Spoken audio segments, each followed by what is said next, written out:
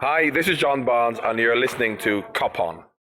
Welcome to Kop On Podcast, your sugary Fruit Loop. I'm delighted to be joined by the legend, the hero, who's back from I would say the wilderness, but no, he's been in far more exciting places than that. It's Dave from Dave's LFC Chats. Dave, how the devil are we today? Are we well? I'm absolutely fantastic. I'm just reminiscing all the pictures and photos and videos over from last Sunday and Monday, to be fair, in Liverpool. Obviously, there was a tragedy and stuff like that, and there was, bad scenes at the end of the parade and stuff like that. We probably get into that later, but it was an amazing 2 days, to be fair. Oh, it really was. What I really like is a quote I heard just today on the Liverpool Way podcast. They were talking about how Gareth Roberts, on another podcast or interview, a YouTube video or something, he said, as horrendous as it was, the incident involving the car, the fact that nobody has died and it looks like people, are going to recover from whatever injuries they've had, and it sort of gives us the quote from Gareth Roberts is that we can reclaim the parade as a thing of joy now.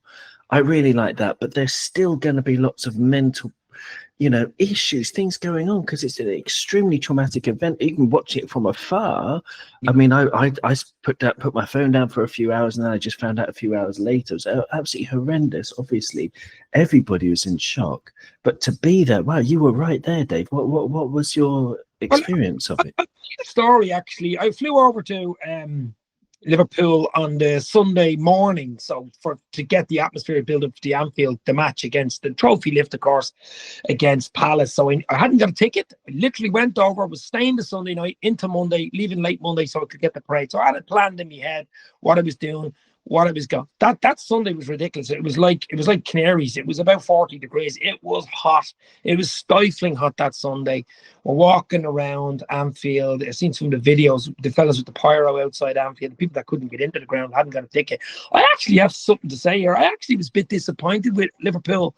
They had no fan park outside the ground. They'd no real organisation outside the ground. It was okay if you had a ticket, but tickets were like Willy Wonka tickets to get into that ground, 60,000+. But there was about another 10, 20,000 at least outside the ground. They were packing the pubs in. You couldn't get into a pub for a drink. There was 10, 12 deep from the bar. It was very warm that day. I know they can't control the weather, but I just thought maybe a fan park, maybe a bit more organisation outside the ground, a big screen or something like that would have been better. But that's another day's podcast, I suppose. But the weather was unbelievable outside. As I say, it was stifling hot. The atmosphere was unreal outside. The atmosphere is probably better outside than it was inside the ground. It was crazy. Of course, we got the trophy lift. We'd already won the league 4 weeks earlier. But I just thought that was that. And then had a few beers in Liverpool that night, and it was all about the parade on the Monday, wasn't it? It was all about the parade. And actually, with my brother Neil, we actually walked down Water Street to get to the barrier. We walked down Water Street because I was going to be meeting a guy on Fenwick Street, which is off Water Street. It's a place called Slaughterhouse Pub, which is on Fenwick Street, I think, which is, you have to go to Water Street to get onto Fenwick Street. So the plan was actually to go back Water Street on the way after the parade. And in the last second, something in my mind actually said, you know what, it looks too busy that side up. I turned to the left, and we went up the adjacent road. And as we're walking up it, I'd say 5-10 minutes, and it was really, really busy. It was crawling pace. You could hear the sirens, you could hear the panic, you could hear the police, and I knew something was going down. Not quite sure what was going down, because the Wi-Fi in the area was poor. Everybody's phone was down to probably 5 or 10%, because I was doing a lot of coverage of the parade, you know what I mean? So it was just crazy. Plus throw in the weather, it was lashing rain. It was a horrible day. It really was. The rain was coming down. I was at the barrier. Literally, you seen the photographs right in front of the Liverpool building. It was the perfect position. The Liverpool building is in front of me, and I'm at the barrier from 11:30 in the morning till 5:45. Did not move from 11:30 till 5:45. How did you, sorry, little logistical question. How did you go to the toilet? Didn't. Whoa, you had a bladder like a camel's bladder. Wow, I'm jealous. Except bladder. I didn't actually go. And the thing was, I actually had a big fry up in the hotel and all, bit of food in me, but I didn't drink. There was a guy in the crowd behind us, had a bag of beer, and he handed me, my brother, and a Swiss guy I met. He was from Geneva. He was with us most of the day. He was on his own, so he was joining in, and we had a beer. The three of us had a beer. That was all we had from 11:30 till about 6 o'clock. Wow. Just amazing. I'm sorry. I mean, that's very good. That's very good. I'm very impressed with your skills. But sorry, that was a logistical thing. Carry on talking about the day. Sorry, I was just curious there. Carry on. Sorry. Yeah, but look, we got to the barrier about 11:30 in the morning. It was still busy at that time. I did a quick little LFC TV interview with Errol. Errol was going around interviewing people, chatting about, what they think of the day and everything. So that was great. It was actually a lovely morning, but it gradually got worse. The crowds got bigger. The pyros started happening. It was start building. There must have been 1 million people on the Strand. I don't know, but I have some great footage and videos of it and photographs, and the pyro and the smoke was in your hair and it was raining.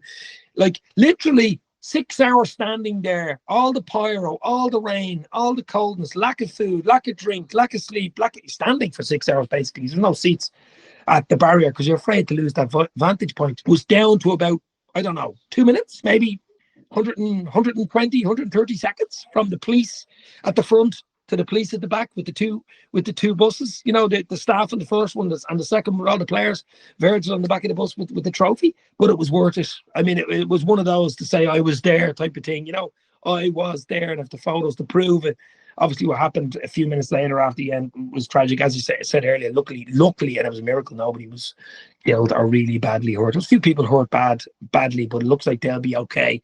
And count your blessings, because I could have been in it myself. I mean, I was only literally, I'd say, a minute or two away, I work with psychologists. I teach them English. I mean, I don't teach them anything to do with the brain science or whatever, but I've been working with psychologists for about 12, 13 years, and they're actually experts, a lot of them, in PTSD and things like that. And there is such a thing as survivor guilt. That's a real thing, which is where, okay, nobody's died in this context, but it's the same feeling where you think, well, that could have been me, and you feel sort of guilty about it, and you really shouldn't, Dave, because that's just it's a natural human reaction. But there's nothing that you could have done or anyone could have done about a crazy moron in a car.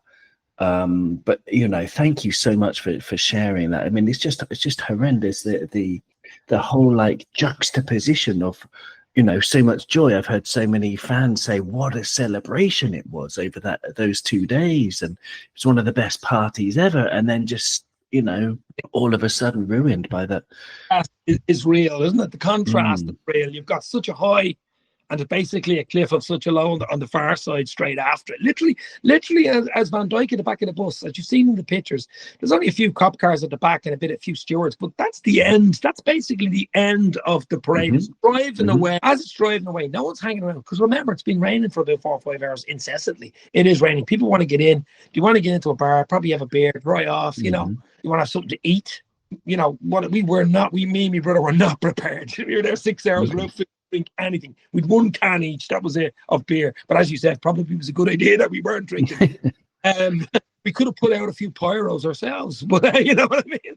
But the pyros were brilliant as well. And another thing which was funny, and it kept the crowd going, I don't know whether you've seen it or not, the stewards were trying to clear the main Strand road. That was the main thoroughfare in front of the Liverpool building and on the Cunard building and stuff like that.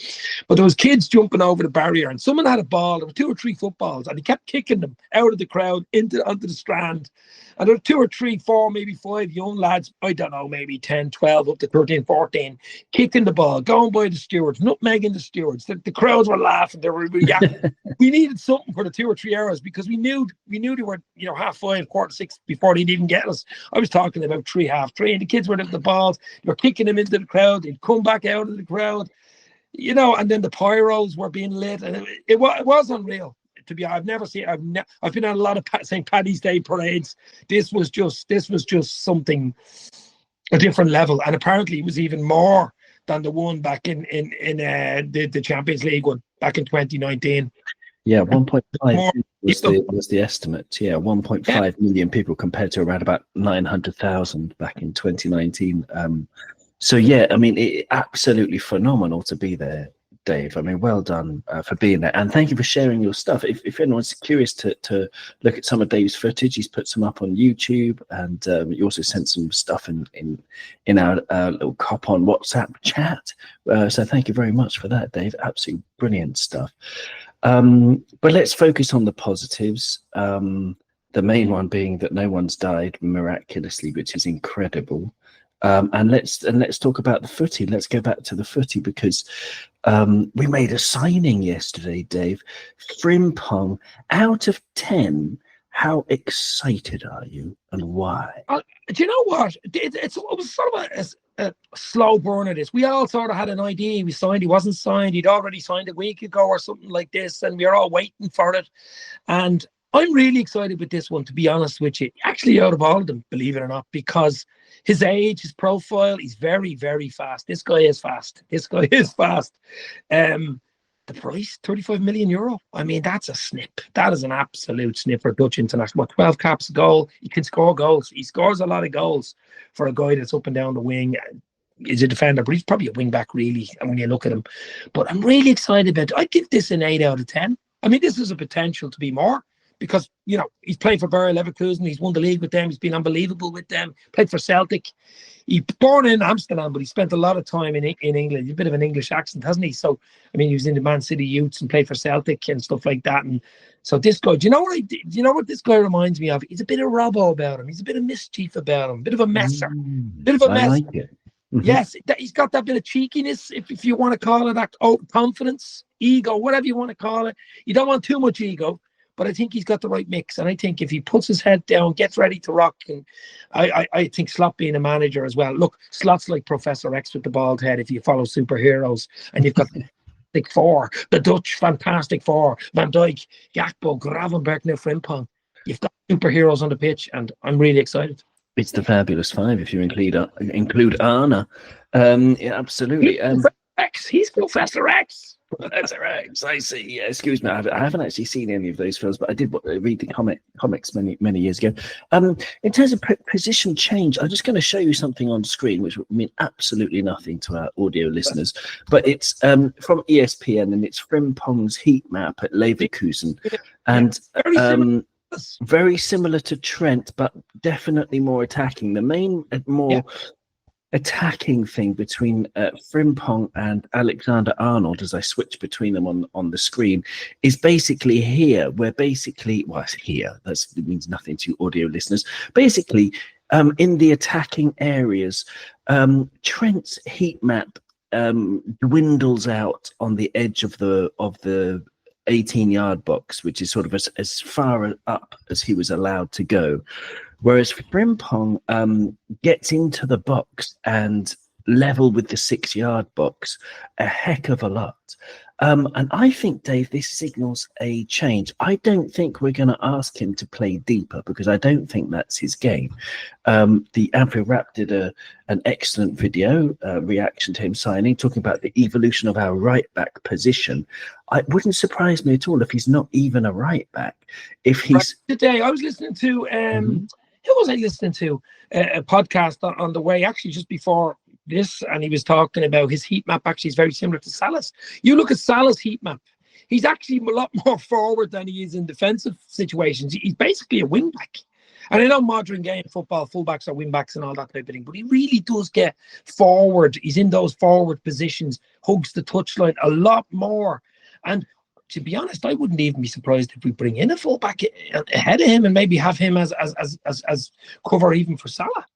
Well, the way I see it is we've got Connor Bradley anyway, and it depends on the game. If we're playing a very difficult opposition, okay, bear with me on this, okay, 4-2-3-1, a back four with Connor Bradley at right back. 2, you've got Gravenberch and McAllister. Let's say, for example, it's Kirkes on the left wing. Kirkes can bomb forward but also come back. Connor Bradley the same. He can bomb forward but come back. And then you've got 4-2-3-1. You've got Frimpong ahead of Connor Bradley in Mo Salah's position, and you've got Mo Salah in the 9. Mo Salah with fast players like Frimpong and Gakpo, and with the technical wizardry of Florian Wirtz behind this is a heck of a team, and we can use that against the best opposition. And when we're playing a weaker opposition, we can put Bradley on the bench and put Frimpong at right back, and basically don't bother playing at right back because you're just playing Frimpong up next to Salah, buzzing around him. And you've got Gravenberch to drop back from that number 6 into a back 3, or if necessary, or Gravenberch can join the attack as well. Because there's no need to, if we're playing low block teams, absolutely no need to keep too many people back. I think this is Arne Slots. I think this is a tweak in the system for next season, is that from the fullback positions, they're going to play more like wingers. There's going to be more attack, more goals, more excitement, and more trophies. Goals win you games. Winning games wins you trophies. It's as simple as that. Yeah, and I mean, you can never have too much attack on the bench. You can never have too many players that can score goals. I mean, that you could say that's why Arsenal fell down. They just didn't have enough. You know what I mean? Defensively, midfield-wise, they were decent enough, but they just didn't have enough up front. And Liverpool had a lot up front, even though the likes of Jota didn't have a great season and Núñez basically didn't have any type of season really. But we still had enough. We had enough. Diaz stepped up, Gakpo stepped up. Salah, of course, had an unbelievable season. If we can get the German in, which is still a bit of work to do, I'm not saying it's guaranteed, but it's looking rosy for a Monday, Tuesday, I would think. He's Wirtz waiting for Reds, and let's just go with the flow. I hope he comes in. But as you say, I think there's going to be slight changes as you think. Slots, this is going to be Slots' team as well, remember. This is going to be Slots' team. You know, he's going to identity on this team, I think. You're absolutely right. And I'm excited about it. I'm excited about where, because he just inherited that team and won the league. And, it just seems to be adding, we're strengthening from a position of strength, which is what we did not do back in 2020. And this is just so extremely exciting. I would say he's a 10 out of 10 signing. I really do. I think he's a 10 out of 10. Frimpong, yeah. And Wirtz as well, he would be. And a left back is necessary. It's just like all the places where we think we need to improve, we look like we're improving. And you're absolutely right to bring up Arsenal. We finished 10 goals ahead of them, as well as 10 points. Yeah, as well as 10 points. And that's given even though we gave up in the last 4 games, we could have finished. I mean, a quick word on Arne Slot then, because I've never seen anyone go to Ibiza so early in a season in my life. What was your thoughts on that? I mean, it was a long, hard season. There was a huge eruption of emotion eventually winning it against Spurs, even though we all knew it was coming and stuff probably since. Mm-hmm. I mean, I booked my hotel. Let's put it this way. I booked the Ryanair flights and the hotel for Liverpool victory parade at the end of February. Right, yeah, exactly. Yeah, very good. Oh, you're right there. I had a good chance they were going to win the league even in February. But I mean, I've 2 thoughts on going away to Ibiza and letting the players off and being, when the league is still going. Is it a bit of disrespect? Is it a bit of there's still games to play? Finish it, then go on your holidays. Yes, there's a bit of that and a bit of this. But look, you can't say the season we've had, manager coming in, he hasn't seen much of his family either, remember, because his family don't Liverpool. He's 2 young kids. Well, they're college-going kids. I think they're buying they might live in Liverpool this year. Who knows? But there's another thing as well. I want Slot tied down. He's only 2 years left in his contract. I want Arne Slot at least a 2-3 year extension to his bloody contract. We're talking about Van Dijk and Salah extending, but I would like Slot to get something added on. Would you? There's only 2 years left. Yeah, you mentioned that last time you were on Kop On podcast. I think that's probably why I've had a bit of insomnia since we last spoke, Dave. Is that bombshell you dropped last time you were here? But yeah, we do. It does keep me up at night, quite literally. I'm like, my God, is he going to sign? Is he going to sign? But you would think that he gets the backing of the board this summer. And he's feeling good. He's feeling like, okay, the board's backing me. I'm happy here. Feeling more settled. He feels like it's his team. You would think that he would be silly to go somewhere where he'd have to start again. Plus, And especially very good and friendly with the likes of Richard Hughes and the boys at the top. And he's probably saying, look, let's see how this window goes. I mean, the window's weird. It's truncated this year. It opens tomorrow, 1st of June, till the 10th of June. Then it closes for a few weeks and it's opened again because of that money chasing Club World Cup, which I'm delighted Liverpool aren't in, by the way. So it's a bit of a weird one. But if we've got Frimpong in the door, if we can get Wirtz in next week and maybe even Kerkez from Bournemouth, we could even get those two over the line, having to bring in before the window closes at the end in the 10th of June. I mean, that would be ridiculously good. I still think we need a centre half and maybe a forward. But I'm just saying, if we can get those three boxed off and maybe a slot extension. Wow. Totally. I mean, in terms of, how I feel about it, he did ask how I feel about him going to Ibiza. I'm all for it. I don't care. With the league up, you just deserve a holiday. You've done your job. I'm that kind of employee when I used to not be self-employed. I used to work for people. It's like, well, okay, I've done my job.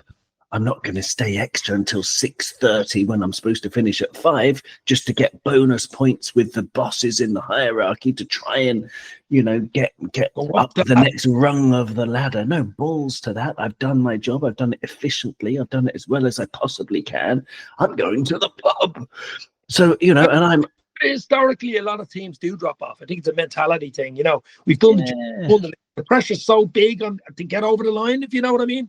And once you get over that line, where are you going to win your last 4? They were tough games as well. Away at Chelsea, Arsenal home, Brighton away isn't easy. Even Palace, look at Palace. We did well, actually. I think the last game at Anfield, where we were 1-0 down against a really good FA Cup winning Crystal Palace side, they were going to find it hard to hold on to 2 or 3 of their top stars. To come back with 10 men to get the draw. We did it again. Did it in games, and I think that's a really good sign. You will want to play well to beat us. Exactly, and the players have to play well to keep their shirts as well. Quick word on the striking option. Big rumours about Ekitike. Looking at the stats, he's got wonderful stats, very comparable with Alexander Isak, and better in many respects than Julian Alvarez. One thing from the eye test, though, is that he doesn't have a burst of pace. He's got the Peter Crouch great jinks and touches, he's even more techers than Crouchy. Well, than Peter Crouch. A little bit more, yes, more pace than Crouchy, but I don't know. He looks very, very exciting. He's only 22. What do you think about Ekitike? No, I like him. I looked at him and Sesko, actually. Sesko's very, very tall. He's not bad either. One of either of those two, I think, is who I'd like at Liverpool. I think forget about Isak. I think that one is gone. And the fact that Newcastle, they have money. They're going to pay the wages. They're in the Champions League. Why would he move? It'd be ridiculous money. It'd be 150 plus. If we get Wirtz in the door, I think we resort back to a 50, 60 million pound striker. And then someone like Sesko or Ekitike, I think I like him. As you say, he's the right age. He's got something about him. He's a bit of pace, but as you say, he's not your typical centre forward, is he? I mean, he's something different about him. He can go by players, he can hold up the ball, but he's got that little bit of X factor. I actually think he's the front runner. I know Chelsea are looking like they could be front runners in him and stuff, but I just think I really do like him. I really do, and I wouldn't be surprised if Liverpool get him. Chelsea have also been heavily linked with Liam Delap, who's turned down Manchester United. Things have got to be a bit desperate if Ipswich Town strikers are turning your club down. The young lad Delap, I like him. I like him a lot. Yeah. I mean, he wouldn't be a starter for Liverpool, but he'd be a type of player you bring on last 15, 20. I mean, he's not that. He's only young. I think he broke into the England team. I know his dad, Rory Delap, played for Ireland, Republic of Ireland, if you remember, the big long throw guy. So, look, anybody would turn down Man United. I mean, they couldn't even get a parade for the Hong Kong 11 or Hong Kong Fooey, whatever they were. 18-11, wasn't it? They didn't know crowd. I mean, it was ridiculous. Like the opening of a shop. It was absolutely big. Yeah, I know it was worth 8 million to them or something. They're in the doldrums. They're absolutely in the doldrums. But I do like the lad, but it looks like Liverpool. It looks like Chelsea have got him, haven't they? Chelsea agreed.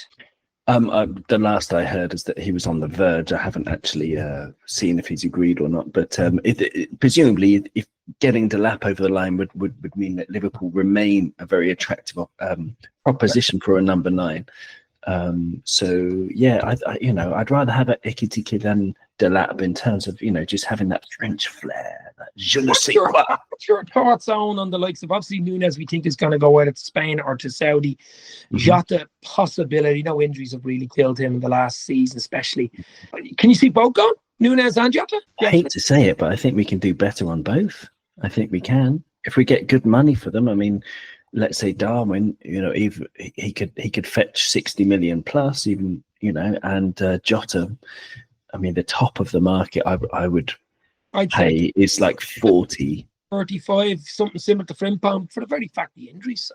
Yeah, exactly. I mean, so if we bring in 100 million for the two of them, that's extremely exciting possibility. Yeah. So Kelleher looks like Brentford are interested in. He might get 25 for him. We have Mamardashvili coming in, obviously, the Georgian keeper, so he'll be in there.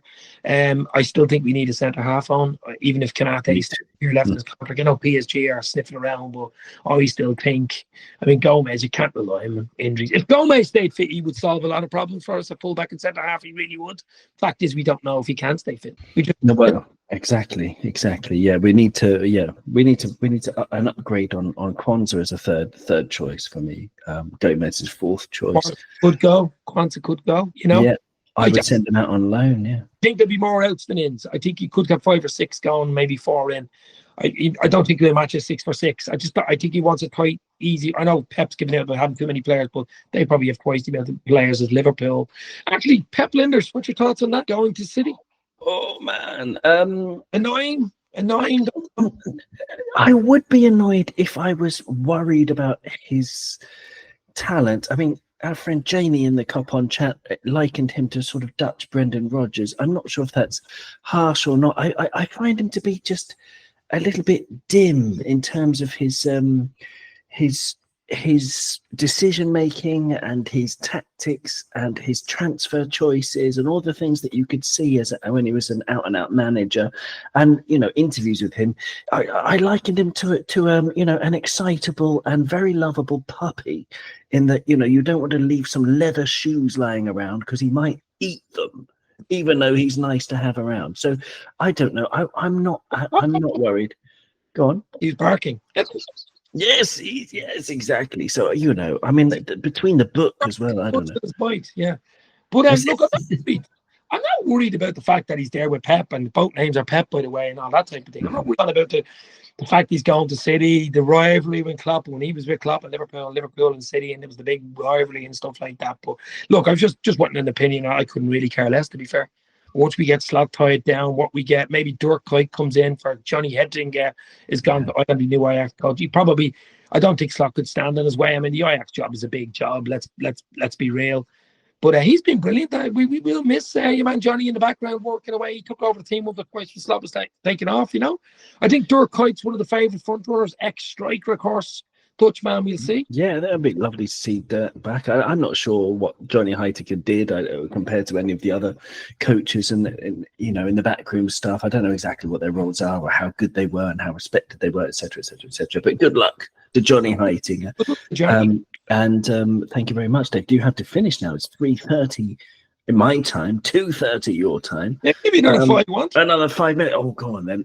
Great. So, did you see Frimpong's first interview? I did. He was like an excitable child, and he walks into his mom and dad and his brother. I think his brother and his agent were there. Did you see that one? He was saying, "I'm going to play for your club, Dad." Did you see that one? Yeah, I did. The joy on his dad's face is absolutely wonderful.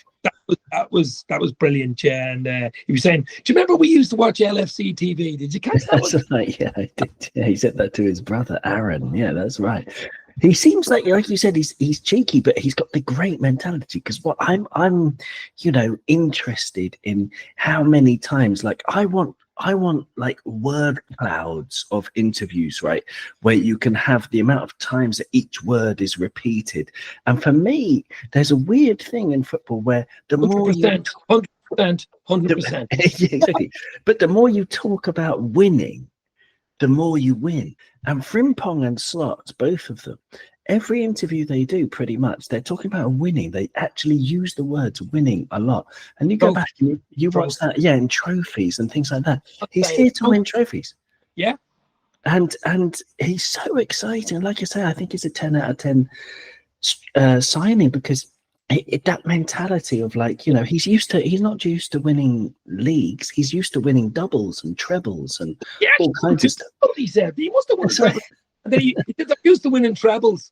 I was like, wow, he must play a lot of card games. But I'm like, this, trebles he won with Bayer Leverkusen, of course, and then obviously with Celtic. I mean, he was in the youths at City, but I mean, I think he had a chance at a young age to come to Liverpool, and at the time it didn't suit. I know there was something to do with there was distances involved, and exactly, yeah, a complete roundabout, and there he is. Mm-hmm. And you know what's another big thing we take from before we go? I'd say Nike. The Nike brand are kicking themselves. Think about it. I know we're using a Nike jersey and the photographs and stuff, but soon, on the 1st of July, everything changes to our beautiful Adidas strips and garments and the 3 stripes.